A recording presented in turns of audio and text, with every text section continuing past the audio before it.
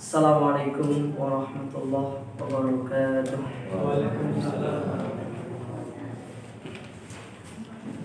Alhamdulillahi rabbil alamin. Wabihi nasta'inu ala umuri dunia wal din. Wassalatu wassalamu ala rasulihal amin, nabiyina Muhammadin wa ala alihi wa ashabihi wa man tabi'ahum bi ihsanin ila yaumiddin, amma ba'du. Kaum muslimin wal muslimat, para jamaah yang semoga senantiasa dirahmati Allah. Alhamdulillah, puji dan syukur kita panjatkan kehadirat Allah Subhanahu wa taala, di mana atas segala limpahan nikmat, karunia, hidayah serta pertolongan darinya lah kita kembali bisa duduk di tempat ini, di salah satu rumah di antara rumahnya, di salah satu taman di antara taman-taman surga yang ada di dunia. Dan insyaallah pada kesempatan yang berbahagia ini kita kembali akan melanjutkan kajian kita dari tafsir Al-Quranul Karim yang ditulis oleh Syekh Muhammad ibn Shalih Al-Utsaimin. Dan sekarang kita masuk ke dalam tafsir surat At-Takatsur. Betul ibu-ibu? Saya kira salah. Kalau salah diingatkan dia. Baik. Surat At-Takatsur. Surat At-Takatsur ini adalah surat yang ke-102 dalam urutan surat Al-Quran. Di antara nama lain dari surat At-Takatsur yaitu surat Al-Maqabir. Surat Al-Maqabir. Kenapa disebut dengan surat Al-Maqabir? Karena kata Al-Maqabir itu sendiri hanya terdapat dalam satu surat di dalam Al-Quran, tepatnya di dalam surat At-Takatsur. Jadi dia disebut atau nama lainnya surat apa, Bu? Al-Maqabir. Sebagaimana yang Allah firmankan pada ayat yang kedua, hatta zurtumul maqabir. Surat ini Allah turunkan setelah Allah menurunkan surat Al-Kautsar. Surat ini Allah turunkan setelah Allah menurunkan surat Al-Kautsar. Dan dia terdiri dari 8 ayat. Dan para ulama mengkategorikan surat ini ke dalam kategori surat Makkiyah. Ke dalam kategori surat apa, Bu? Makkiyah. Apa itu surat Makkiyah? Nah, ibu-ibu, kenapa? Diturunkan di kota Mekah. Alhamdulillah, salah. Karena Nabi belum berhijrah. Jadi surat ini disebut dengan surat Makkiyah karena surat ini diturunkan sebelum Nabi berhijrah. Jadi ingat patokannya itu hijrah ya. Ya. Hijrah dari Mekah ke Madinah. Karena ada surat yang diturunkan di ibu kota Mekah, tapi dikategorikan sebagai surat Madaniyah. Mana contohnya? Surat An-Nasr. Surat apa, Bu? Surat An-Nasr. Itu surat Madaniyah, berbicara tentang Fathul Makkah. Meskipun diturunkan di Mekah, tapi dikategorikan sebagai surat Madaniyah. Baik. Kita baca surat ini terlebih dahulu. Allah Subhanahu wa taala berfirman, A'udzu billahi minasyaitonir rajim. Bismillahirrahmanirrahim. Alhaakumut takatsur hatta zurtumul maqabir. Kalla sawfa ta'lamun, thumma kalla sawfa ta'lamun. Kalla law ta'lamuna ilmal yaqin la tarawunnal jahim thumma la tarawunnaha 'ainal yaqin thumma la tus'alunna yawma idzin 'anil na'im. Kata Allah Subhanahu wa taala dalam ayat yang pertama, Alhaakumut takatsur. Sungguh bermegah-megahan itu telah melalaikan kalian. Sungguh bermegah-megahan itu telah melalaikan kalian. Hatta zurtumul maqabir, sampai kalian itu masuk ke dalam kuburan. Apa maksudnya dua ayat ini? Hadhil jumlatu jumlatun khabariyah yukhbirullah ta'ala azza wa jalla biha al-ibad mukhatiban lahu. Dua ayat pertama ini sebagai kabar dari Allah Subhanahu wa ta'ala kepada hamba-hambanya. Sebagai kabar bahwasanya bermegah-megahan, berlomba-lomba mengumpulkan harta duniawi menjadikan kita lalai, tertipu, terpedaya dari kita beribadah kepada Allah. Sehingga kelalaian itu menjadikan kita sampai masuk ke dalam kuburan baru ingat, oh ternyata kita hidup ini bukan untuk kerja doang, tapi ibadah. Tapi kita hidup ini diperintahkan untuk beribadah kepada Allah.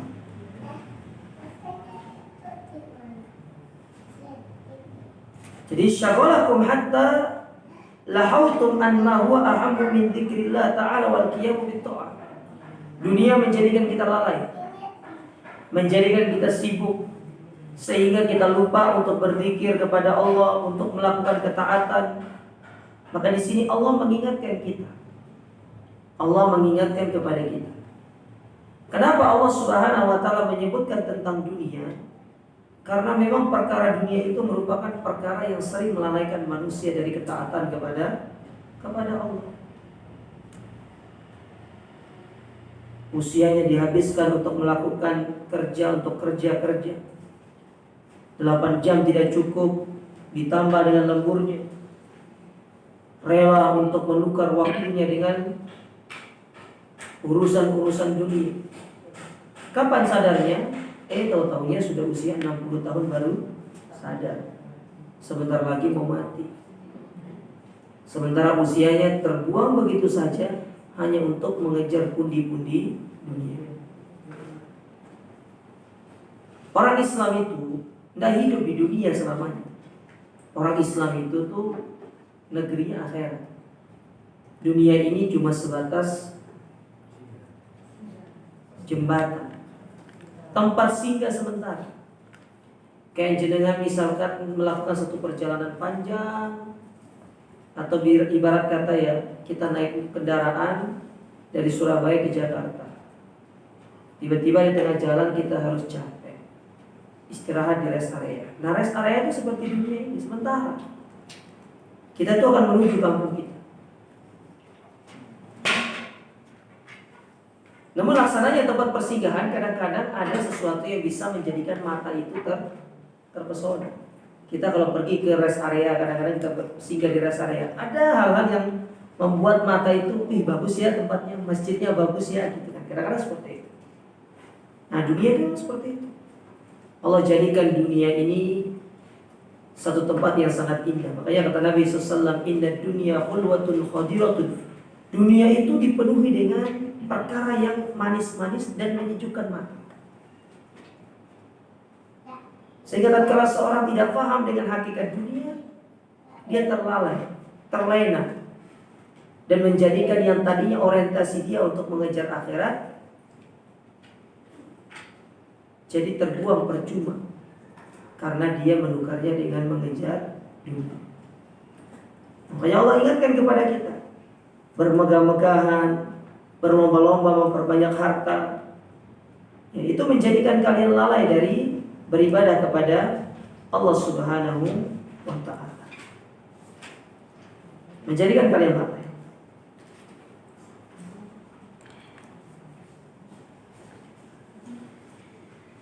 Hatta zurtumul maqabir, sampai kalian itu masuk ke dalam kuburan kalian. Apa maksudnya?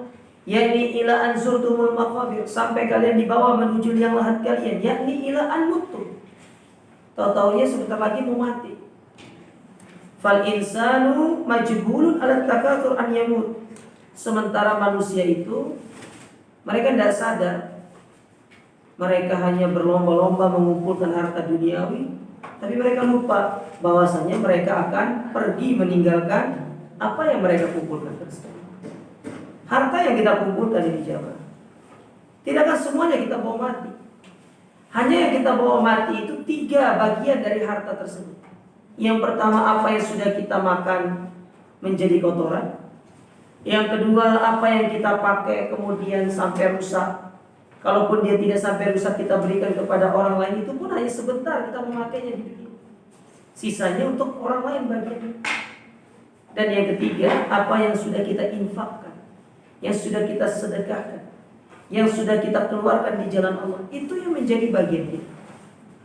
Sementara uang yang kita tabung di bank, rumah megah yang kita bangun, kendaraan yang mewah, itu hanya kita menggunakan sesaat di dunia. Ketika sudah meninggal, semua itu akan menjadi bagian dari harta warisan yang kita tinggalkan untuk ahli waris kita. Nabi SAW pernah bersabda dalam sebuah hadis yang sahih. Beliau mengatakan, yattabi'ul mayyit salat. Apabila seorang meninggal dunia, maka dia akan diikuti oleh 3 perkara menuju kuburannya. Yarji'u usnani wa yabqa wahid. 2 di antara 3 itu pulang meninggalkan dia, sedangkan yang 1 akan bersama dia. Yarji'u ahluhu wa maluhu. Yang pulang harta dan keluarganya pulang, meninggalkan dia. Istri kita, anak kita, pasangan kita. Hanya sesaat dia menangis di kuburannya. Sampai rumah dia bersedih pun sesaat. Tapi apa terjadi setelah itu 1 minggu kemudian, 2 minggu, 1 bulan? Apakah mereka akan terus berada dalam kesedihan? Tidak. Kehidupan terus dilanjutkan. Mulailah mereka berpikir untuk membagi harta, bagaimana untuk begini dan begini. Mulai melupakan diri itu.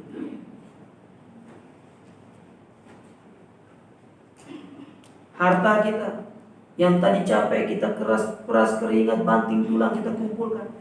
Bahkan rela kita menukar waktu untuk mengumpulkan pundi-pundi tersebut. Sedikit bagi kita, sisanya bagi mereka. Oleh karena ayat ini mengingatkan kepada kita, bukan tidak boleh kita mencari dunia, boleh. Anda punya suami, Anda punya istri, ya, punya anak yang mereka harus diberikan nafkah. Tentu suami istri jangan berikan nafkah kepada suaminya. Suami memberikan nafkah kepada istri. Anda punya istri yang harus Anda berikan nafkah, Anda punya anak yang harus Anda nafkahi. Tidak bisa kita memberikan nafkah hanya dengan bermodalkan cinta. Yang penting aku cinta sama dia, Anda bisa makan cinta itu. Bohong, orang-orang bilang dengan cinta aku bisa hidup.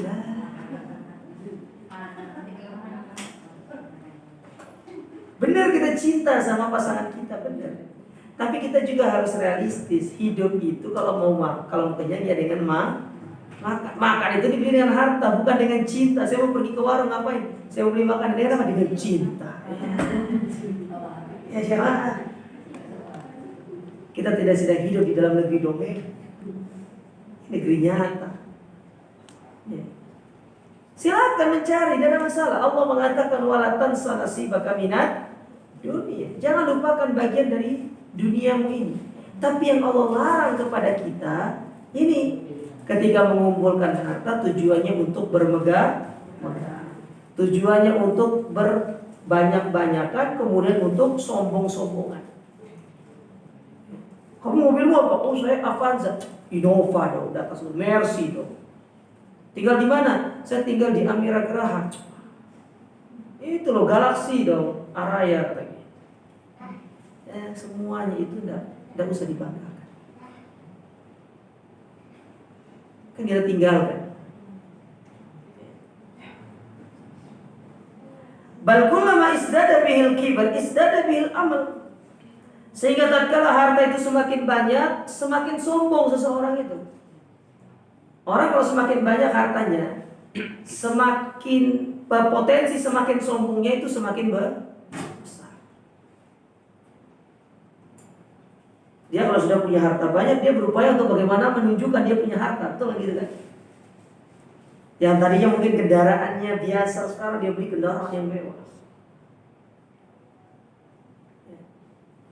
Yang tadinya mungkin dia punya rumah mungkin sederhana, dia berupaya untuk tetap tinggal di situ, tapi dia bangun yang lebih besar supaya dia kelihatan lebih wah daripada yang lain. Kebanyakan seperti itu orang-orang yang memiliki uang yang banyak. Makanya Nabi mengatakan kepada kita, la ba'sa bil ghina. Gak apa-apa kaya. Jenengan mau jadi wong sugih gak apa-apa, mboten napa-napa coba. Jadi manusia yang kaya itu tidak apa-apa. Tapi Nabi memberikan sebuah patokan kepada kita. La ba'sa bil ghina liman yattaqwa. Tapi yang penting menjadi hamba yang bertakwa. Kaya yang bertakwa. Kalau dia sudah bertakwa, dia tahu harta itu mau diapain. Apa yang dia miliki itu dia gunakan untuk apa, dia ngerti. Karena dia paham takwa yang akan membimbing dia untuk menggunakan harta tersebut dengan sebaik-baiknya. Dan dengan takwa itu dia akan meredam dirinya untuk tidak sombong dengan apa yang dia miliki. Karena dia sadar semua itu hanya titipan dari Allah. Lihat Qarun. Qarun kaya atau tidak, Bu? Pernah ketemu Qarun? Tidak pernah. Pernah ketemu Firaun? Tidak pernah. Tapi kaya kan? Wah kaya. Luar biasa kaya raya mereka. Qarun, Firaun kaya. Tapi coba lihat, ketika terlalu bersandar kepada hartanya, mereka menganggap semuanya dengan harta. Apa yang terjadi kepada mereka? Allah tenggelamkan mereka. Allah hinakan mereka.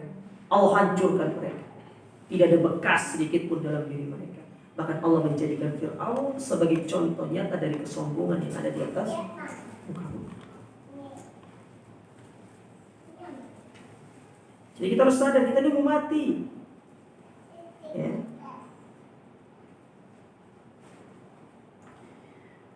Fahuwa yushibu fis sunni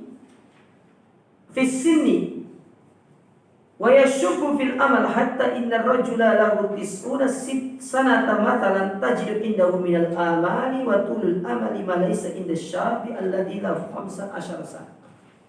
Andai kata manusia ini kata Syekh, Allah tetapkan semuanya hidup 100 tahun, maka selama 100 tahun itu dia punya anak-anak, dia punya cita-cita. Tapi untung manusia itu tidak ditetapkan usianya 100 tahun, hanya 60 sampai 70 tahun. Tapi itu pun yang pendek, angan-angannya luar biasa. Usia 20, dia akan usia sekian saya mau kuliah di sini. 23 tahun ya usia tamat kuliah dia. 23 ya? 23 atau 24? 23. Usia 23 atau 22 lah. 22 saya tamat kuliah, 23 saya cari kerja, 24 saya nikah yang pertama. Ya. Sampai meniti karir usia 30 begini saya harus punya ini segala macam. Usia 35, jadi dibuat secara per 5 tahun. Dalam jangka waktu 5 tahun dari 30 ke 35 saya akan begini. Usia 40 dari 35 ke 40 akan begini. Harus punya ini, harus punya itu. Usia 40 sampai 45 nanti usahakan ada istri kedua gitu kan. Dan cita-cita, Bu. Setuju gak kalau suaminya cita-cita gitu? Suami-suaminya amin, ibu-ibunya alhamdulillah. Kan yang penting adil, Bu ya.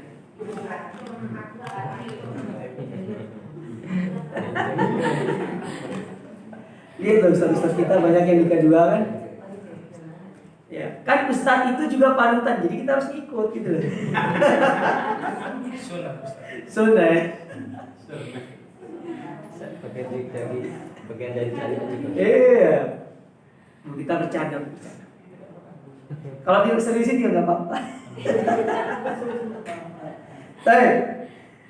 Jadi usia 90 tidak kalah sama yang muda. Yang muda punya cita-cita, yang tua pun tidak mau kalah ya 100 tahun ini. Tidak mau kalah. Maka Nabi SAW pernah mengatakan di dalam sebuah hadis, beliau memberikan sebuah gambaran dengan satu kotak. Dari di tengah-tengah kotak itu ditaruh titik, dari titik itu ditarik garis panjang sekali. Lalu Nabi mengatakan kotak ini adalah usia, titik itu adalah manusia. Manusia itu dikelilingi dengan usianya, tapi angan-angan manusia melampaui batas usia. Allah tetapkan dia cuma hidup 50 tahun, tapi dia punya planning hidup selama 70 tahun. Itulah manusia gitu. Pasti jenengan punya planning, betul tidak? Ibu-ibu punya planning nggak dalam hidupnya? Kalau ibu tidak punya planning, berarti ibu-ibu ini ibu gabut semua. Ibu apa kata orang itu absurd, tidak jelas. Gabut. Apa gabut itu? Ya, pokoknya itulah. Dan kita tuh punya hidup terus planning, ada planning ya. Usia sekian begini. Benar, boleh. Tapi kita juga harus realistis. Usia itu yang menentukan adalah Allah. Ya. Namun yang ingin disampaikan di sini oleh Allah Ta'ala, Allah ingin bilang sama kita, ada manusia itu yang bersibuk mencari harta, mencari dunia, tapi dia lupa sebenarnya dia akan mati gitu. Dia kira harta itu akan menjadikan dia kekal. Kan itu yang Allah firmankan ketika kita membahas surat Al-Humazah, betul tidak? Ketika Allah Ta'ala mengatakan yahsabu anna malahu akhlada, mereka kira harta itu akan mengekalkan mereka. Tidak akan pernah. Harta itu tidak akan bisa mengekalkan kita. Mau sebanyak apapun harta yang ibu miliki untuk menyogok malaikat maut supaya tidak mencabut nyawa kita, tidak akan pernah bisa. Karena Allah mengatakan kullu nafsin dha'iqatul maut. Setiap yang bernyawa pasti akan merasakan kematian. Wa idza jaa ajaluhum fala yastaqdimuna sa'a wa la yastakhirun. Kalau ajal sudah datang, tidak bisa maju, tidak bisa mundur, on time. Sesuai dengan jadwal.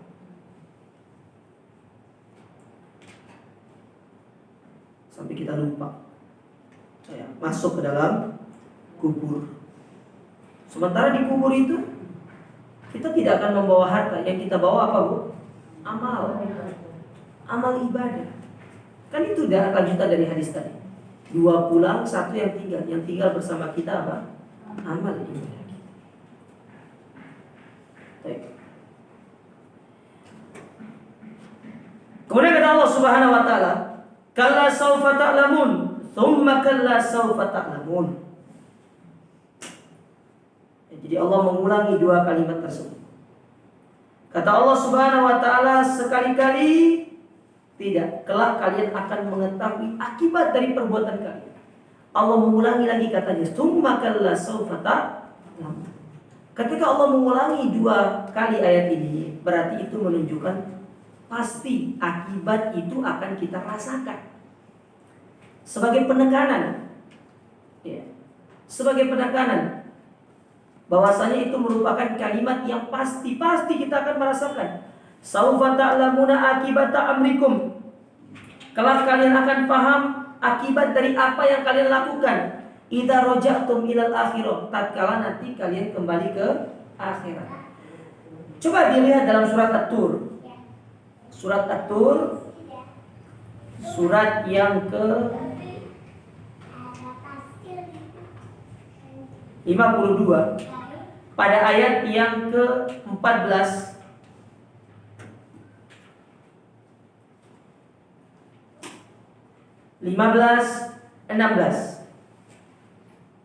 Apa kata Allah Ta'ala? Ayat itu adalah ayat yang bercerita tentang ejekan Allah kepada orang-orang kafir tatkala mereka berada di akhirat. Apa kata Allah? Hadhihi narul lati kuntum bihi tukadzibun. Kuntum biha tukadzibun. Inilah neraka yang dahulu kalian selama di dunia kalian dustakan. Kan Muhammad menyampaikan kepada mereka ada neraka, ada surga. Kata mereka, mana neraka itu, mana surga itu? Tidak ada. Itu hanya dongengnya Muhammad saja. Dengan sombongnya mengatakan demikian. Nah, ketika mereka kembali ke akhirat, Allah katakan kepada mereka, hadhihin narul lati kuntum biha tukadzibun. Inilah neraka yang kalian dulu dustakan. Lalu apa kata Allah? Afasihun hadza am antum la tubsirun? Apakah kalian anggap ini sebagai sihir atau memang kalian tidak bisa melihat ini neraka? Diejek semua Allah. Diejek. Kalian kan bilang Muhammad dulu tukang sihir. Nih, neraka yang di depan mata kalian sekarang nih. Ini sihir atau bukan? Atau memang benar-benar mata kalian tidak bisa melihat? Lalu Allah mengatakan ejekan berikutnya, Islauha tasbiru aw la tasbiru sawa'un alaikum innama tujzauna ma kuntum ta'malun. Kalian sekarang ini diadab, mau kalian sabar atau tidak tetap adabnya sama. Enggak ada bedanya. Kalian mau bersabar menerima adab, ya adabnya segitu. Enggak sabar pun ya adabnya tetap segitu. Benar, dulu di dunia mereka mendustakan apa yang Allah dan Rasulnya sampaikan kepada mereka. Sama kita sekarang di dunia ini. Banyak orang-orang yang mendustakan Allah. Ketika mereka sudah diberikan harta, tapi tidak melalui jalur mereka taat kepada Allah, dengan sombongnya mengatakan, untuk apa aku sholat? Untuk apa aku puasa? Untuk apa aku menuntut ilmu? Atau juga tanpa semua itu aku bisa kaya. Hati-hati jemaah manusia. Kasih sayang Allah itu bukan diwujudkan dalam bentuk kita diberikan harta kepada kita. Tidak. Nabi Muhammad kaya atau enggak? Enggak kaya. Enggak kaya. Mungkin kalau Nabi yang kaya itu diantaranya Nabi Sulaiman. Yang lain rata-rata enggak kaya. Apakah mereka enggak disayang sama Allah? Sayang. Mereka para nabi. Tapi kasih sayang Allah itu tidak semata-mata diwujudkan dalam bentuk memberikan harta yang banyak. Enggak. Bahkan harta itu bisa jadi ujian kalau kita tidak bisa bersyukur atas apa yang Allah berikan kepada kita. Wa nabluukum bisyarri wal khairi fitnah. Kami akan menguji manusia dengan kebaikan ataupun keburukan. Bukan hanya keburukan itu ujian, tapi kebaikan yang Allah berikan kepada kita berupa nikmat itu pun ujian dari Allah Subhanahu wa taala. Lulus atau enggak kita? Kita bisa jadi hamba yang bersyukur atau enggak? Nah, Allah katakan di sini, kalau kalian akan mendapati kondisi demikian, wa anna hadat takatsur la yanfa'u.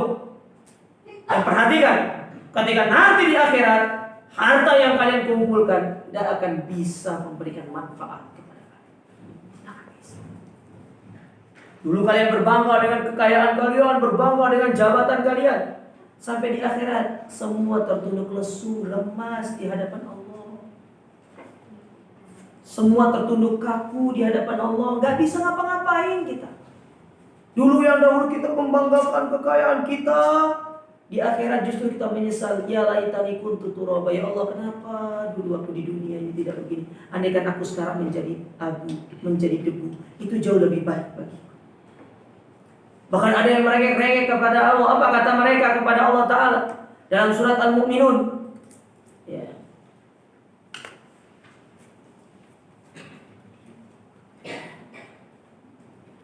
Dalam surat Al-Mu'minun pada ayat yang ke-99 sampai 100. Apa kata Allah kepada mereka? Apa kata mereka kepada Allah? Hatta idza jaa ahaduhumul maut. Sampai tatkala kematian mendatangi salah seorang di antara mereka, menjemput mereka. Qala rabbirji'uni, ya Allah, kembalikan aku ke dunia. Ini posisi sudah mati. Sudah kondisinya sudah berada di akhir. Qala rabbirji'uni, ya Allah, kembalikan aku ke dunia. Apa yang ingin mereka lakukan? La'alli a'malu shalihan fima taraktu. Supaya aku bisa beramal. Nyesal dulu aku itu. Kenapa di dunia aku tidak disibukkan dengan urusan-urusan dunia. Apa jawaban Allah kepada mereka? Kalla, sekali-kali tidak. Innaha kalimatun huwa qailuha. Sesungguhnya itu hanya sekedar ucapan belakang saja, bualan semata yang kalian katakan.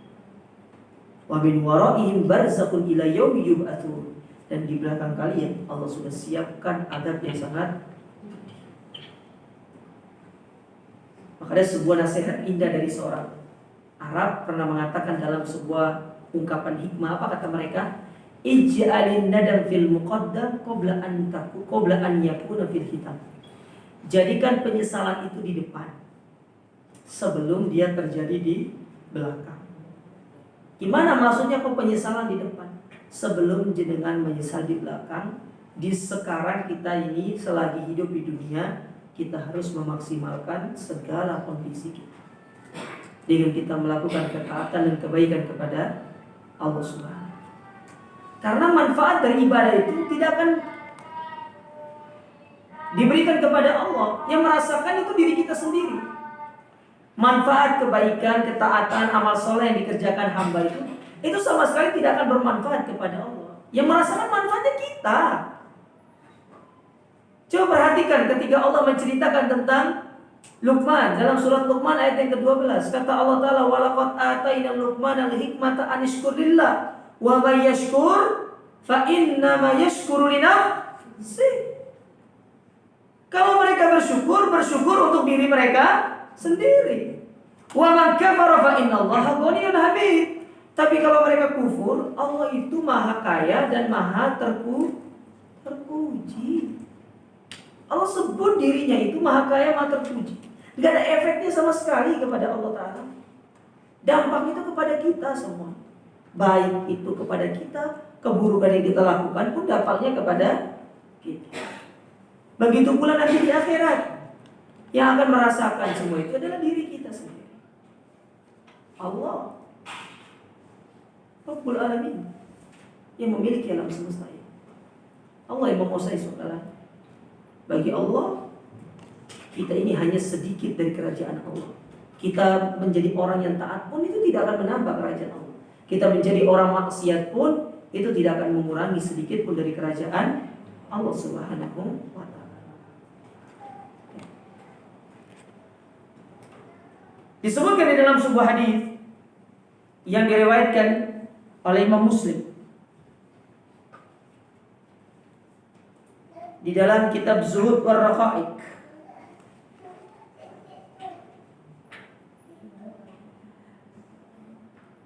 Kata Nabi alaihi salatu wassalam, yaqulu ibnu Adam, sesungguhnya anak Adam akan berkata, mali wa mali, hartaku, hartaku. Dia berbangga dengan hartanya. Maka apa kata Nabi sallallahu alaihi wasallam, min malik, sesungguhnya dari hartamu itu yang menjadi bagianmu, kata Nabi SAW, ma'akalta fa'afnaita, apa yang sudah kau makan, dan itu menjadi kotoran. Wa ma labista fa'afnaita, apa yang engkau pakai dari pakaianmu, dan itu sampai rusak, sampai rusak. Au tasaddaqta fa'amdaita, dan apa yang sudah engkau infakkan, yang sedekahkan, maka itu yang akan menjadi bagian. Selain daripada tiga ini, harta itu bukan milik ahli waris.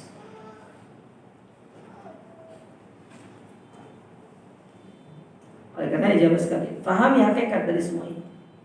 Karena kelak kita pasti akan merasakan apa yang telah kita perbuat di atas muka bumi. Kemudian Allah Subhanahu wa taala berfirman di ayat yang keberapa? Yang kelima. Kalla law ta'lamuna ilmal yakin. Sekali-kali tidak kamu akan mengetahuinya dengan ilmu yakin, dengan ilmu yang pasti, bukan husnul yakin. Kalau husnul yakin, Ustaz Husnul rahimahullah. Ainul yakin, Allah menggunakan kata ain, mata.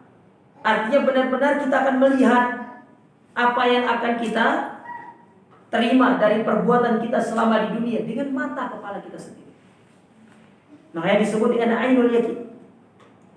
Kata Syekh, yakni haqqan law ta'lamu ilmal yakin la araftum annakum fi dhalal walakinnakum ta'lamuna ilmal yakin. Kalau sekiranya kalian benar-benar faham dengan ilmu yang sesungguhnya, kalian akan sadar kalau selama ini dari diri kalian berada dalam kesesatan. Tapi karena kita tidak punya ilmu, nggak paham hakikat dunia, bagaimana Allah menyiapkan balasan bagi orang-orang yang lalai dari mengingatnya, dari berzikir kepadanya, lalu disibukkan dengan urusan dunia. Itulah yang menyebabkan kita itu tidak mau tunduk dan patuh kepada perintah Allah, karena tidak punya ilmu. Makanya dalam sebuah ungkapan para ulama, apa kata mereka? Man kana a'rafu billah akhwafu bihi. Barang siapa yang paling mengenal Allah, dia akan paling takut kepada Allah. Kita karena tidak kenal Allah, kita tidak takut sama Allah. Kita karena tidak pernah belajar tentang kondisi akhirat, itu yang menyebabkan kita tidak ada takut-takutnya dengan akhirat. Kita tidak pernah belajar tentang neraka, itu yang menyebabkan kita tidak takut sama neraka. Kita tidak pernah belajar tentang surga, itu yang menyebabkan kita tidak mau berharap surga. Tapi kita tahu berapa gaji yang kita dapatkan kalau kita bekerja di perusahaan tersebut, itu yang kita harapkan karena kita ngerti. Padahal yang Allah siapkan bagi kita jauh lebih baik dari apa yang manusia berikan kepada kita. Itu yang membuat kita tidak bisa. Nah, siapa yang pesan sopir? Baik. Kemudian kata Allah Subhanahu wa taala di ayat berikutnya, la tarawunnal jahim. Niscaya kalian akan melihat al-jahim. Apa al-jahim? Neraka jahannam. Tsumma la tarawunnaha 'ainal yaqin. Diulang lagi sama Allah. Kemudian kalian akan melihatnya benar-benar dengan mata kepala kalian sendiri, dengan ilmu yang pasti. Bagaimana neraka jahanam itu, jemaah? Ngeri, panas. Ibu-ibu kalau ingin coba masuk neraka jahanam, sebaiknya ibu ke mana? Ke dapur dulu. Eksperimen pegang api kompor. Kalau ibu bisa selamat, tetap saya tidak menyarankan masuk neraka. Buat apa masuk neraka? Orang sudah bersenang-senang di surga, oh kita masuk neraka. Orang sudah berbahagia di surga, kita mau mampir neraka terlebih dahulu. Jangan mau kita masuk ke dalam neraka.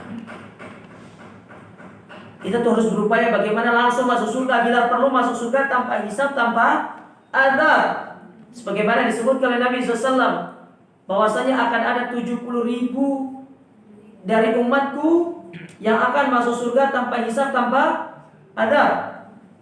Lalu Nabi menyebutkan sifat dari 70.000 tersebut. Yang pertama, tidak diruqyah, minta ruqyah. Hukum asal minta ruqyah boleh. Tapi kalau ibu-ibu minta ruqyah, berarti ibu menghilangkan kesempatan ibu masuk surga tanpa hisab dan azab. Wala yastarku, wala yatatayyarun, tidak bertatoyur. Apa tatoyur itu? Menyandarkan kesialan kepada benda angka tertentu. Kenapa gedungnya tidak ada angka 13, angka keramat? Sementara saya lahir tanggal 13, berarti saya ini sial berarti. Ada anak ke-13, anak sial. Ada kayak gitu-gitu tuh tidak ada. Ada burung gagak katanya orang mati. Kalau ada buku-buku masuk ke rumahnya berarti ada tamu. Ada tamu. Ya. Kalau tangannya gatal berarti dapat rezeki. Kalau gatal terus kan keluar uang jadinya. Iya, pergi ke dokter toh. Ya, dokter apa berarti? Dokter kulit. Bayar atau enggak? Yang ada keluar uang bukan dapat uang. Mau dibodoh-bodohi kita. Ya. Kalau di tempat saya itu, kalau hujan pas waktu matahari ada, jadi hujan, matahari terik, hujan, katanya itu monyet lagi lahiran. Monyet lagi lahiran. Jadi monyetnya itu lahiran itu udah setiap saat ya. Jadi tunggu waktu-waktu tertentu berarti. Ya, enggak? Kalau nabrak kucing bahaya katanya. Nanti harus dikubur dengan pakaian yang kita pakai, betul ya? Masalahnya saya mau tanya ibu-ibu nih. Ibu-ibu pergi kondangan nabrak kucing pakai baju harga 5 juta. Mau ibu kubur? Nah, mau lah. Nah, ada cerita ya. Kalau sudah ketabrak kucingnya ya qadarullah. Memang sudah ajalnya. Nah, itu nama tatoyur. Wala yastarkun, wala yatatayyarun. Kemudian wala yaktawun, tidak berobat dengan pengobatan kai, besi yang dipanaskan. Kemudian yang terakhir apa kata Nabi SAW? Wa ala rabbihim yatawakkalun, bertawakal hanya kepada Allah. Nah, itu 4 sifat yang disebutkan oleh Nabi SAW. Keempat sifat ini harus ada dalam diri kita, tidak boleh salah satu hilang. Kalau salah satunya hilang, kita tidak akan bisa masuk ke dalam 70.000 golongan yang akan masuk surga tanpa hisab, tanpa azab. Bila perlu masuk ke dalam surga melalui golongan demikian, jangan mampir neraka terlebih dahulu. Sebagaimana disebutkan di sini sama Syekh, kelak pasti kita akan melihat bagaimana panasnya neraka jahanam itu. Sebagaimana Nabi SAW pernah menceritakan tentang panasnya neraka jahanam. Apinya neraka jahanam itu berwarna hitam. Kenapa berwarna hitam? Karena dia dipanaskan 70 kali daripada api dunia. Kita kalau lihat api yang sangat panas itu kan hitam warnanya kan. Ini sangat hitam, legap. Tidak cukup sampai di situ neraka jahanam itu. Allah sebutkan di dalamnya, alaiha malaikatun giladun syidad la ya'sunallaha ma amarahum wa yaf'aluna ma yu'marun. Di dalamnya ada malaikat yang tidak pernah kompromi, tidak pernah berhenti menyiksa manusia. Sangat kasar, sangat bengis, tidak ada lembut-lembutnya. Kalau Allah sudah memerintahkan mereka tidak akan pernah berhenti dan tidak pernah bermaksiat kepada Allah Subhanahu wa ta'ala. Kita diazab, disiksa sama para malaikat. Maka daripada kita mampir neraka, hakikat dunia harus dipahami. Bahwasanya seorang itu boleh mencari dunia, tapi bukan untuk menjadikan itu sebagai tujuan utama. Bukan prioritas itu. Mencari dunia untuk memenuhi kebutuhan sebagai tanggung jawab. Kalau memang Allah membuka kekayaan kepada kita, tidak apa-apa, kita bersyukur. Artinya kita bisa untuk membantu orang lain. Tapi jangan menjadikan itu sebagai ajang untuk kita untuk kita menyombongkan diri, berbangga-bangga, ya, memperlihatkan kepada orang siapa yang paling banyak hartanya. Tidak ada manfaatnya sama sekali. Demi Allah tidak ada manfaatnya. Yang ada itu hanya akan menambah sakit hati di antara kita. Kemudian Allah Subhanahu wa taala berfirman di ayat yang terakhir. Kata Allah Ta'ala, summa la tus'alunna yawma idin 'anil na'im. Kemudian mereka pasti akan ditanya oleh Allah terkait nikmat yang sudah diberikan kepada mereka. Summa fi dzalikal waqti fi dzalikal mawqifal 'adzim tus'alunna 'anil na'im. Mereka akan ditanya oleh Allah Ta'ala nanti di hari kiamat.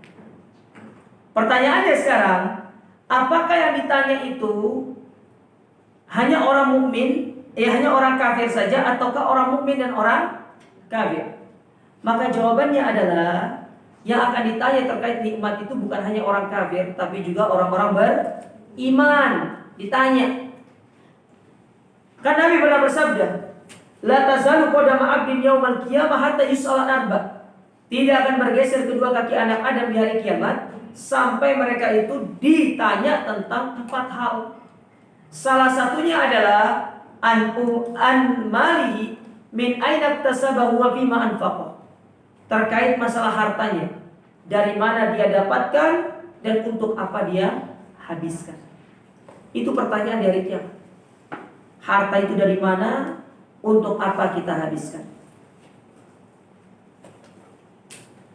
Maka sebelum kita itu ditanya sama Allah, ibu-ibu, kita harus tahu kita mau apain harta ini. Kita mau gunakan untuk apa harta ini? Apakah kita gunakan untuk yang bermanfaat, ataukah justru kita menggunakan untuk perkara-perkara yang tidak bermanfaat? Jadi bukan hanya orang kafir ditanya, tapi juga orang beriman. Ada pun orang beriman yang mereka itu menggunakan harta dengan sebaik-baiknya, maka itu hanya sekedar spoiler aja. Mereka tetap akan ditanya, hanya akan diperlihatkan, oh begini. Setelah itu sudah dimasukkan ke dalam surga. Tapi kalau orang kafir, berat. Mereka ditanya panjang lebar, dari mana begini, kenapa kamu gunakan untuk ini. Ketika mereka tidak bisa menjawab, itu yang akan menyebabkan mereka dimasukkan ke dalam api neraka jahanam waliyadu billah. Oleh karenanya surat At-Takatsur ini adalah surat yang mengingatkan kepada kita dari kelalaian kita yang terlalu sibuk mengejar urusan dunia. Silakan ibu bapak mengejar dunia, tapi jangan sampai dunia itu menjadi prioritas utama. Allah Subhanahu wa taala berfirman dalam Al-Qur'an, memuji orang-orang yang mereka bekerja, mereka berusaha, tapi tidak menjadikan mereka lupa dari beribadah, berzikir kepada Allah Subhanahu wa taala. Kata Allah Subhanahu wa taala dalam surat An-Nur pada ayat yang ke-37. Apa kata Allah? Rijalu la tulhihim tijaratun wala bai'un an dzikrillah wa iqamis shalah wa ita'iz zakat. Mereka para lelaki yang mereka tidak dilalaikan dengan tijarah mereka, jual beli mereka, ataupun perniagaan mereka dari berzikir kepada Allah. Mereka jualan, mereka usaha, mereka bekerja. Tapi wayanya mereka ibadah, ya mereka ibadah. Kita ini suka punya prinsip, Ustaz, dunia akhirat itu harus seimbang. Oke, kita pegang prinsip antum. Kalau memang itu yang menjadi prinsip antum. Sekarang coba buktikan dong kalau dunia sama akhirat harus seimbang. Jenengan kerja 8 jam, otomatis beribadah pun harus berapa jam? 8 jam. Sementara coba lihat, kita sholat saja, kita gabungkan sholat 5 waktu. Ada 8 jam kita sholat? Tidak ada. Taruhlah satu sholat itu 20 menit. Berarti kalau 5 sholat 100 menit. 100 menit kalau dikonversikan ke waktu 1 jam 40 menit. Dari 8 jam ke 1 jam 40 menit, kira-kira berapa persen itu? Sekitar itu. Allah hanya minta waktu kita segitu. Masa 24 jam tidak ada waktu kita untuk beribadah? Sesibuk apa sih kita ini? Istri satu,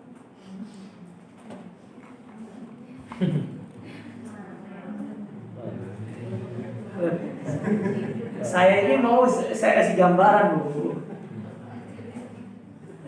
Nabi istrinya berapa, Bu? 9. Kita apa sih posisi kita di kantor? Staff. Ya, mentok-mentok jadi manajer lah, kepala. Kalaupun jadi komisaris, ya mungkin kan itu punya perusahaan kita sendiri. Nabi kepala negara, kepala dunia, Bu. Tapi Nabi punya waktu untuk ngajar, untuk ini, untuk segala macam ibadah kepada Allah. Kita subhanallah. Ya. Kenapa sih kita ini urusan kita di dunia ini sulit? Karena kita ini tidak mengambil kita tidak mendekati yang memiliki kemudahan dalam urusan itu, yaitu Allah Subhanahu wa taala. Nabi SAW pernah bersabda, diceritakan lebih tepatnya, pernah para sahabat menceritakan tentang Nabi SAW dalam sebuah hadis dari Imam Ahmad. Kata Nabi SAW, kata para sahabat, karena Rasul sallallahu alaihi wasallam idza hazabahu amrun shalla. Nabi itu kalau punya masalah, dia ada problem dalam hidupnya, maka Nabi akan mengerjakan sholat 2 rakaat. Artinya dia itu, Nabi itu ya, memberikan kita gaya lifestyle gitu loh, gaya hidup. Bahwasanya kita itu tidak boleh lupa dari berzikir kepada Allah. Jangan sampai dunia itu menghalangi kita dari berzikir kepada Allah. Ini yang perlu dipahami. Harta, kemudian kekayaan yang kita miliki, semuanya itu akan kita tinggalkan. Seseorang boleh kaya, tapi jangan sampai menjadikan dia itu lalai dari berzikir kepada Allah. Dan jangan pula kekayaan itu dijadikan ajang untuk kita menyombongkan diri, berbangga-bangga diri, ataupun kita merendahkan orang lain dengan kekayaan tersebut. Karena sejatinya apa yang kita miliki, semua itu merupakan titipan dari Allah Subhanahu wa ta'ala. Hadza ma aqulu lakum, ini yang bisa saya sampaikan dari surat At-Takatsur ini. Mungkin ada pertanyaan dari jamaah. Silakan.